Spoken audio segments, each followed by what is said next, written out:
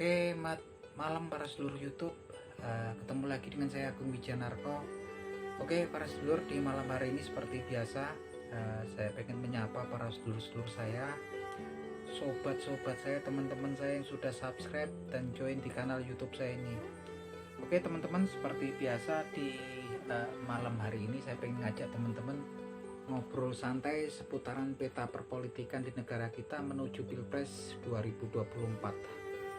Jadi teman-teman, semakin dekat aja ini, semakin dekat ini tanggal 22 September, sebentar lagi bulan Oktober, yaitu waktu untuk pendaftaran baca pres dan baca wapres ya, untuk Pilpres 2024 nanti dan juga pemilu 2024 nanti. Beriringan dengan itu teman-teman, sekarang semakin santer ya, kalau kita lihat di media sosial, ya sebagai contoh di YouTube lah, banyak channel-channel yang menampilkan podcast-podcast, obrolan-obrolan dengan tokoh-tokoh elit politik gitu kan.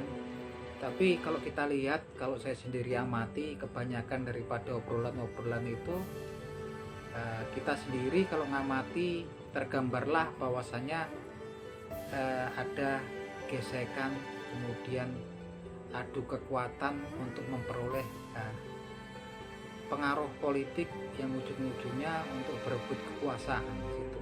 Saya sering mengamati, saya sering nonton podcast-podcast yang nongol elit-elit politik dari partai-partai tertentu, dan kayaknya memang dari waktu ke waktu untuk saat ini banyak obrolan-obrolannya sekedar untuk menggambarkan, kita mendapatkan gambaran begitu kerasnya ya perebutan pengaruh dan kekuasaan ya antar para elit politik di negeri ini ya. Dan ini saya sangat prihatin karena obrolannya itu seputar intrik ataupun perebutan kekuasaan ya. Arahnya ke situ doang gitu kan. Dan memang jarang sekali saya lihat di sini di podcast itu yang menghadirkan para elit politik yang membicarakan tentang ide ataupun gagasan untuk mensejahterakan rakyat, dan membicarakan atau mungkin membicarakan tentang kondisi keadaan perekonomian rakyat yang kayak, kalau sebetulnya kalau mau jujur saat ini ya, untuk kalangan ekonomi menengah ke bawah, saya yakin banget, saya telepon banyak beberapa tempat yang di arah Sumatera, di beberapa wilayah di Jawa Timur, juga di Jawa Barat, banyak yang usahanya mulai bermasalah ya. Ada teman yang buka travel dari Cianjur ke Jakarta juga bilang ini hari ini udah 3 hari nggak narik sepi gitu kan. Ada beberapa teman yang buka warung makanan yang pada ngerantau ke Jakarta, Bandung, udah pada pulang kampung gitu kan. Beberapa warung-warung kecil di sekitaran daerah tempat saya tinggal juga seperti sekelas kayak warung angkringan udah banyak juga yang tutup gitu kan. Saya biasa kalau pagi itu main ke pasar tradisional, sebelum belanja-belanja muter-muter saya biasa makan makanan kuliner tradisional yang saya pikir sebetulnya murah ya, satu porsi sampai kayak soto 5.000, sekarang sepi semua teman-teman. Itu jual beli ternak, jual beli hewan tuh sepi, artinya ada penurunan daya beli. Dan memang untuk orang-orang yang berusaha, utamanya dari kalangan ekonomi menengah ke bawah, sekarang sudah betul-betul merasakan ya, saya yakin itu sudah merasakan. Dan kalau teman-teman lihat sekarang orang-orang yang melipis, yang rapi-rapi, kemudian kalau teman-teman lihat di beberapa kanal YouTube ya, pastinya teman-teman kalau buka juga isinya podcast obrolan, tapi obrolannya sekedar sepertinya untuk kepentingan golongan kelompok tertentu, membicarakan tentang sepertinya perebutan kekuasaan aja gitu kan. Besok yang menang gimana caranya untuk pemenangan pemilu, pemenangan pilpres segala macam. Arahnya cuman sepertinya memang saring sikut, saring ada gesekan, clash gitu kan, untuk ujung-ujungnya perebutan kekuasaan gitu kan. Dan ujung-ujungnya memang yaitu untuk berebut kekuasaan gitu kan. Dan ya nggak apa-apa sih, memang tujuan dari partai politik sendiri untuk salah satunya adalah untuk mendapatkan pengaruh kekuasaan gitu kan.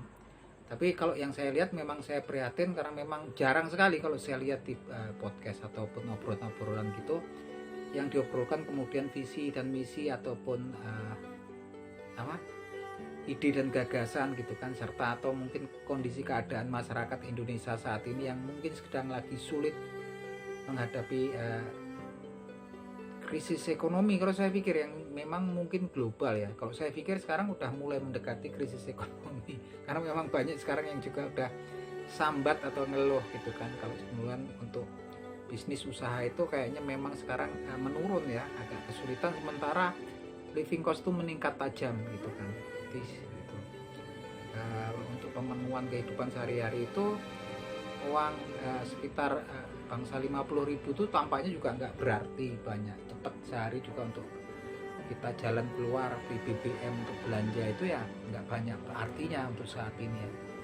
Dan itu ya teman-teman, yang lebih parahnya lagi kadang-kadang sebagian daripada kita ini sebetulnya kadang-kadang masih polos banget dan selalu berpikir bahwasannya tokoh idola politik mereka itu adalah orang yang mulia, orang yang hebat gitu kan, sehingga kadang-kadang sampai kemudian nggak berpikir tentang rasional tentang kondisi kita sendiri yang memang udah kita rasakan. Tapi saya pikir, saya yakin teman-teman yang memang juga dari kalangan ekonomi menengah ke bawah saat ini mulai berpikir, saya bikin berharap untuk berpikir logis dalam memilih pilihan mereka nanti di pemilu dan pilpres 2024 nanti.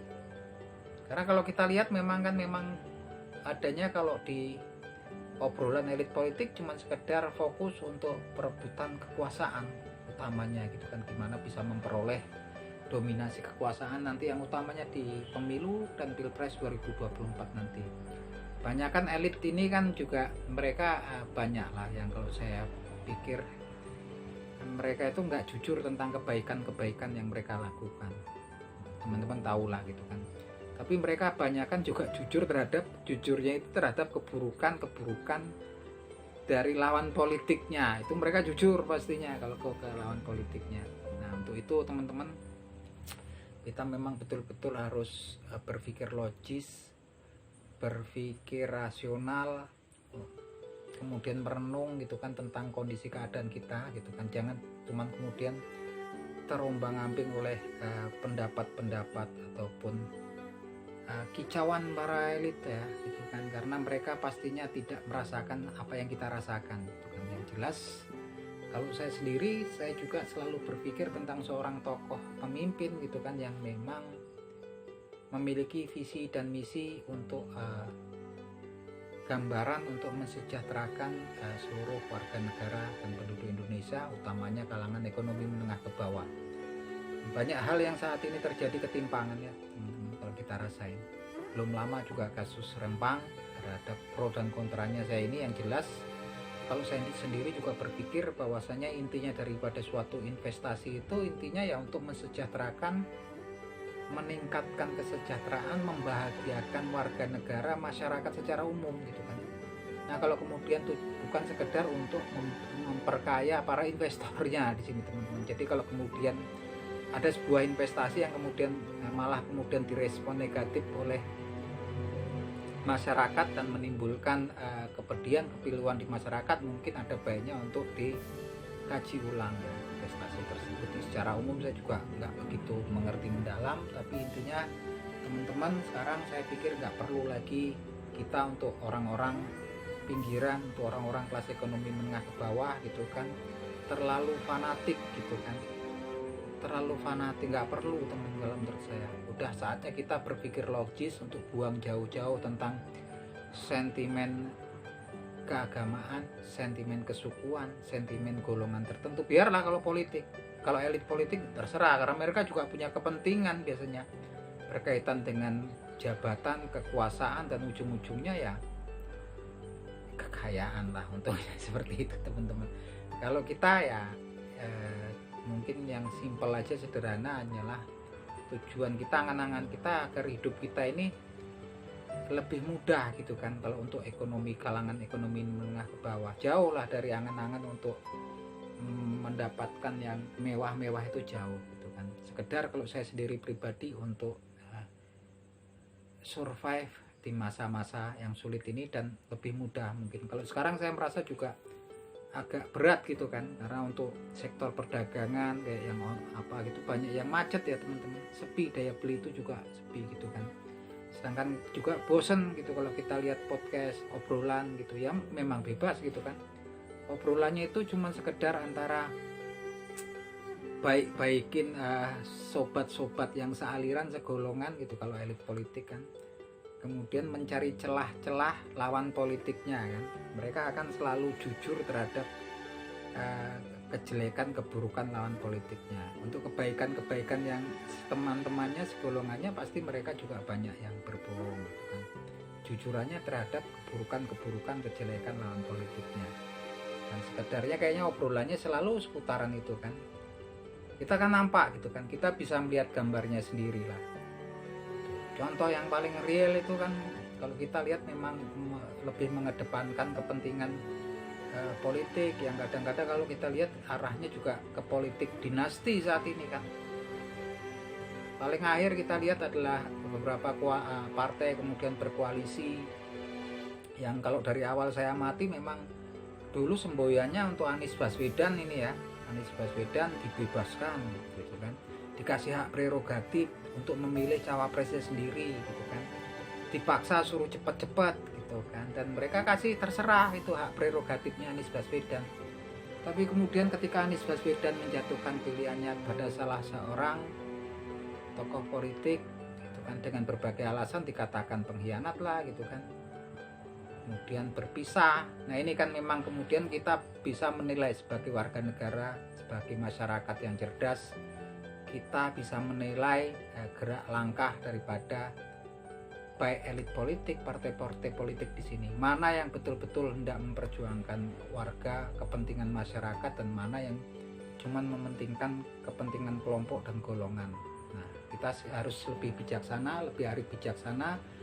Kita betul-betul membutuhkan seorang pasangan pemimpin yang betul-betul bisa memberikan solusi, bisa memberikan jalan keluar yang kedepannya akan memberikan kemudahan bagi utamanya bagi masyarakat kalangan ekonomi menengah ke bawah ya, yang saat ini pastinya juga saya yakin udah banyak yang merasakan kesulitan-kesulitan dalam pemenuhan kebutuhan hidup sehari-hari. Saya yakin sekali kalau mau jujur ya teman-teman. Cuman memang kadang-kadang kita takut kalau mau ini, tapi kalau menurut saya sendiri, sepanjang itu tidak melanggar undang-undang ITE gitu kan, kita hak kebebasan kita untuk mengeluarkan pendapat gitu kan, nggak masalah teman-teman. Yang penting kita nggak menjelek-jelekkan tokoh-tokoh tertentu, orang-orang tertentu, golongan tertentu. Saya juga cuman berharap kita mulai berpikir kritis sebagai warga negara, karena kalau kita mau lihat tingkah polanya partai-partai yang akan kita pilih, palet politiknya, teman-teman bisa lihat di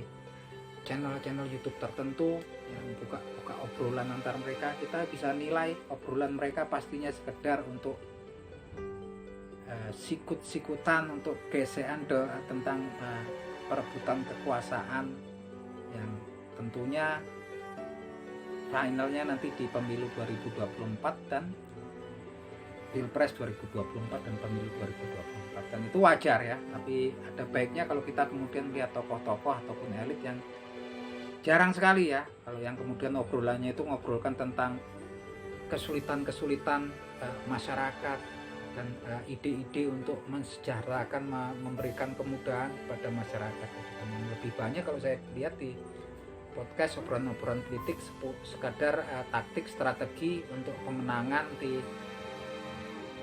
atau merebut kekuasaan nanti di pemilu 2024 dan Pilpres 2024 untuk meraih kekuasaan utamanya kan, kemenangan di situ kan. Sekedar itu doang ya teman-teman. Nah itu otomatis kita adalah salah satu target karena kita adalah pemilih masyarakat. Saya pikir harus lebih arif dan bijaksana dalam menentukan pilihan kita nanti. Kalau saya sendiri sih lebih melihat salah satu tokoh yang betul-betul ideal kan, menurut saya memang posisinya adalah saat ini adalah Anies Baswedan dan Gus Muhaimin Iskandar. Itu saya rasa dua-duanya pas banget. Untuk Anies Baswedan pastinya beliau memiliki visi dan misi dan ide serta gagasan yang tentunya dibutuhkan ya oleh bangsa dan negara Indonesia ini di masa-masa memang saat ini kedepannya juga pastinya agak susah ya, karena memang masalah ekonomi sebetulnya kalau menurut saya juga global gitu. Terlepas dari itu, siapapun pemenangnya nanti, apakah itu Ganjar Pranowo, Prabowo Subianto ataupun Anies Baswedan, tentunya kita berharap mereka adalah putra terbaik bangsa yang terpilih nanti bisa memberikan solusi terhadap masalah-masalah yang sedang kita hadapi bangsa dan negara ini serta masyarakatnya hadapi saat ini, dan juga untuk kedepannya yang saya yakin pastinya lebih berat lagi. Oke, gitu teman-teman, ini obrolan-obrolan singkat di malam hari ini. Kalau kemudian ada analisa-analisa dari teman-teman yang berbeda dengan saya, silahkan teman-teman komen, bisa untuk bahan obrolan di lain waktu. Oke gitu teman-teman, salam seduluran dari saya Kung Wijanarto dari Yogyakarta.